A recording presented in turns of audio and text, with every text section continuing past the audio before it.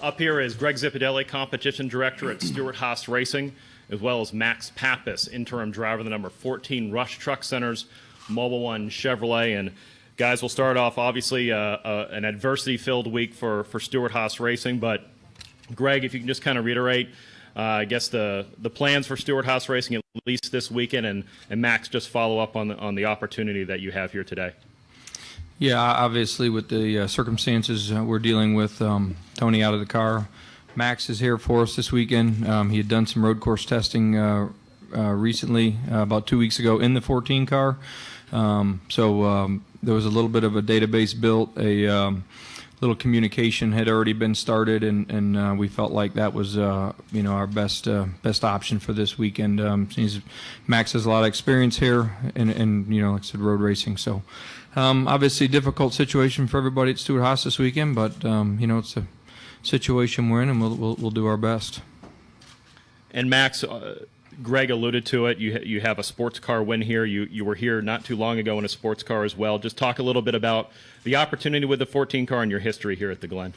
Yeah, first of all, it's great to be here with all of you guys, and I hope that Tony will be back soon. Because that's actually his car, and it's just an honor to be able to be called by an organization like Stewart-Haas and fill the shoes of Tony. It was, not really a dream come true, but it was more like a recognition towards all the work that I've done so far in my career, and I feel that I have a lot of confidence to go out there and give them a solid results. Obviously, if I would have been maybe 25 years old, I would have been, maybe right now sitting on the toilet for how nervous I was, but. I guess that, now I'm 30 plus 12, so I feel pretty good about it. All right, we'll go ahead and open it up to questions. Watkins Glen staff does have a microphone, and again, state your name and affiliation, please. We'll go ahead and right over here with Holly. I think she had her hand up first.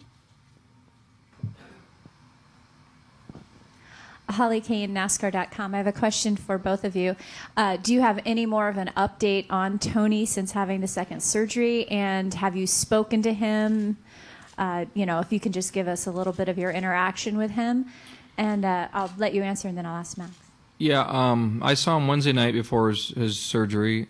Talked to him, texted yesterday after. Everything went well, as good as could be expected.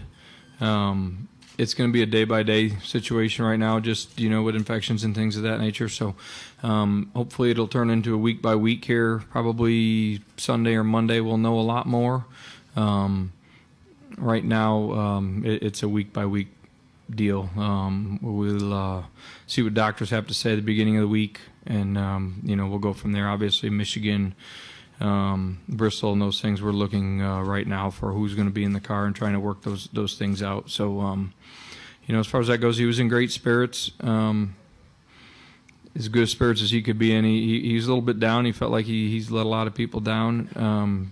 The world is fans, so I know he's all the support that he's gotten from fans and the racers here, I know has helped him a lot. We talked about that, and it's cool the outreach that this area has given him. And Max, what would you have been doing this weekend if you weren't here racing? And could you talk about this is going to be a very high-profile ride for you, for sure. Yeah, I think it's more sensational for you guys. For me, I love the opportunity, and I love that you guys talk about it. And in one way, I feel that what I would have been in Elkhart Lake, racing the Ferrari, and actually, that was going to be the plan actually to do both, but at the end, Remo Ferri Racing decided that would have been better just for me to stay focused on this deal here and not flying around. So, thanks to them as well for that, even if I thought that would have been a pretty cool deal to run both.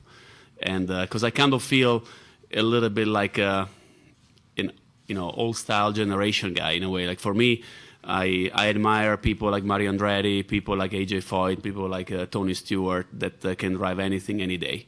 And And I text Tony a few times. Obviously, he's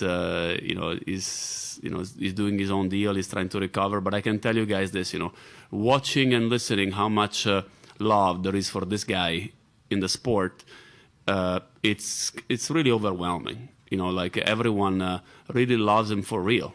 But at the same time, I feel that love is being spread around towards me driving as well.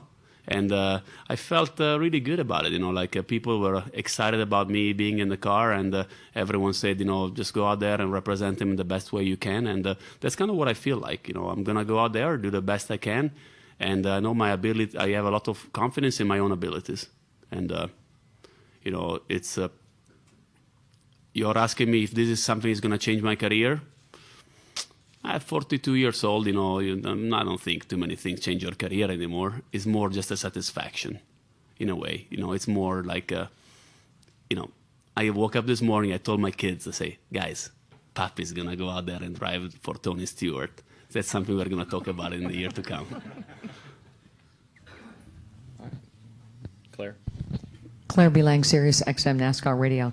Greg, obviously there's a lot of speculation about who might be in the car, and that'll be like wildfire until you actually announce it. But are you getting closer to being able to say whether it's going to be a rotating cast of people, and can you talk about some of the challenges, with races just a week away and 2 weeks away, what you're going to do? We would love to put somebody in the car until Tony comes back. The problem we're faced with next week is if you look at the schedules and you lay out the nationwide schedule in Mid-Ohio and us in Michigan, they don't match up very well. So somebody would do two half-ass jobs, or we can try and find somebody that's out of the norm and put them in the car and try to go to Michigan and do the best we can. And then hopefully maybe Bristol we could pick up with one person that maybe be able to do the rest of it and obviously be a nationwide driver. There's a couple really good people, that we've talked to. There's an awful lot of people have reached out. And obviously a lot of people would love to get in that car, but right now we're taking it slow. We spent a lot of time on this week. Obviously we had a lot of stuff with our sponsors, and we're trying to keep them as involved as we can, because obviously they're very important partners to Stewart-Haas and our future. So, we're trying to weed out, give them some options, and get their input, and just try and do everything in the right way. And aside from racing the car, how soon do you see Tony stepping in to help make decisions and run the ship from where he's at, being the leader of the group? He's been involved. I mean, he was, in and out Tuesday, Wednesday. But we shot him a text, and then I talked to him about Max and a couple of our options, and he was all about Max getting in and doing it. Didn't question it. Was actually sounding pretty excited about it. So,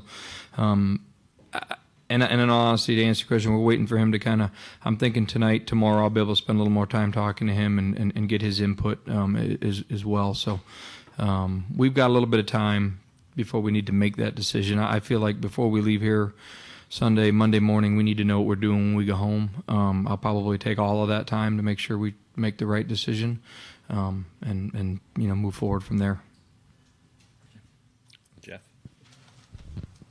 Jeff Clark from USA Today.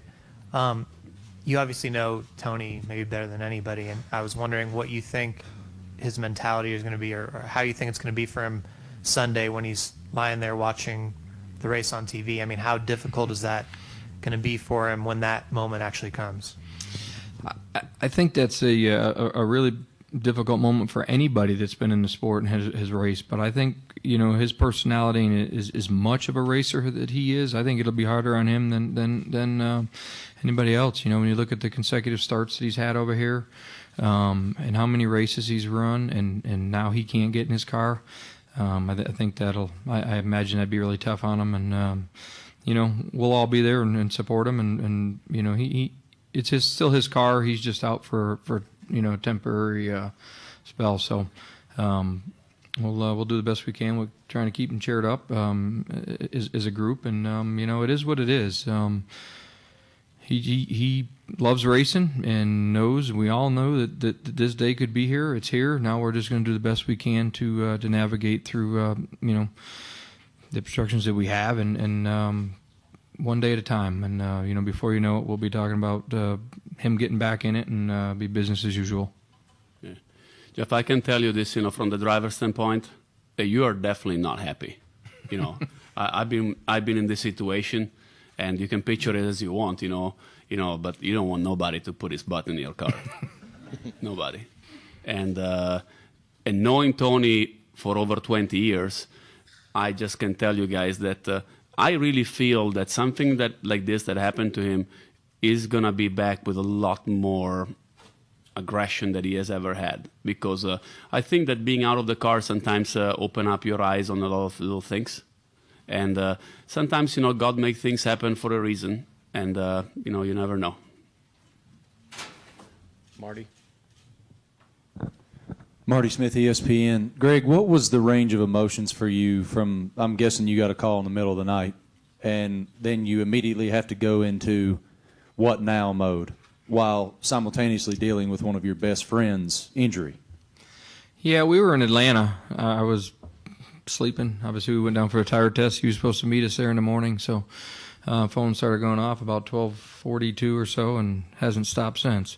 But I don't know. My emotions have obviously was my biggest concern was he okay? Was he going to be okay?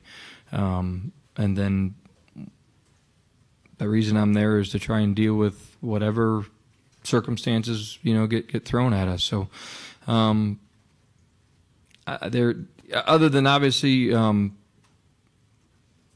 feeling bad for him and wanting to know where he was at, I haven't had a whole lot of emotions through this whole thing, to be honest with you. I've just kind of just tried to stay as focused and as level as I can, and do the best job that I can for him and Stewart Haas Racing. Okay, Mark?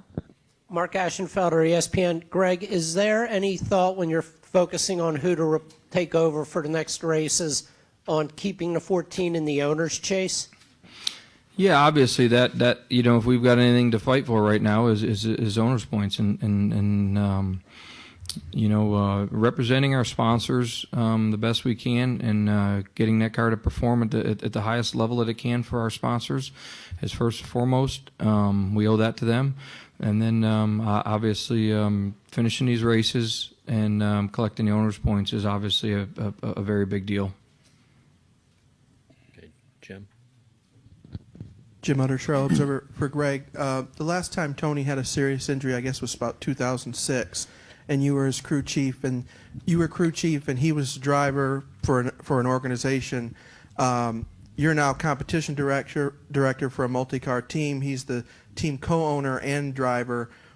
How has this experience been so different, and how is it different addressing one team compared to having to deal with issues regarding a whole organization? Yeah, I mean, there's a little bit. Obviously, when you're a crew chief, you're I always said this, that I was paid to be selfish for the 20 car for all those years, and just do whatever I felt was best for that group.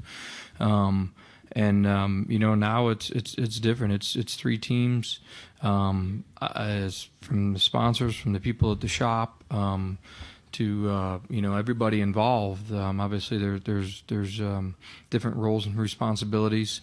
At the end of the day, it's still to do your best job and do what you can to make the situation, just to get through the situation is best that we can, but can't lose focus on the other two teams. There's still responsibility there. There's still, make sure that 39 has everything that they need to try and make this chase, and for Danica to continue to make progress. So, it's a little bit different. Obviously, a lot of focus has been spent here in the last couple of days, and over time, I think it'll weed back out to be, over the whole organization. Okay, Bob? Bob Hocker, Sporting News.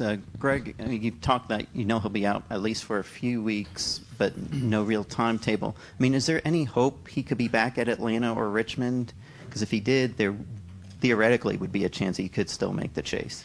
Yeah, I mean, I think it's real early to just to hope for that. I mean, obviously that would be best case scenario. I don't know. Honestly, I mean, without getting into a whole lot of details, it's going to be a few weeks before we have before we can even look at that and talk about it. Right now it'll be a week to week prognosis on him, and it'll be week to week for us as a team to try and put the best candidate we can in at that racetrack, and we'll go from there. Okay, we'll get close to wrapping up here. Lee? Lee Spencer, Fox Sports. You said you're not opposed to having a variety of drivers in there. I mean, could you kind of custom tailor, a driver to a track? I mean, obviously you want consistency. Max had consistency since he tested with you guys last week, but, would you be opposed to, a lot of people have said Kyle Larson, but is he too young to take over a role of that magnitude this early in his career? Kyle Larson obviously is an awesome race car driver, and I think we're only seeing the beginnings of what he has to offer to the sport. But yeah, I think he's at a really crucial spot in his career of learning everything he can and not getting fed to the wolves too soon. Would you say? I think I would prefer to put one person in that we felt was capable of doing a good solid job and trying to build some chemistry with the crew and the crew chief. There's a lot of those little details that make up for a good day on Sunday is pit stops and how a driver gets in and out of the box, on and off pit road. All those things you take into account. So the longer you get to work with someone, the better you get to know them. I feel like better chance we have of having some consistent results. But I don't know that we'll honestly be able to do that just with drivers, and the drivers that we would like to put, they're all racing for a championship, and we need to be respectful of their position, make sure that we don't hinder them in the position that they're in. So do you put the focus on the 39 so you at least have one Stewarthouse racing car in the chase? Absolutely. We'll put as much focus on them as we can, and we'll do the best we can with the 14 to maintain its owners points.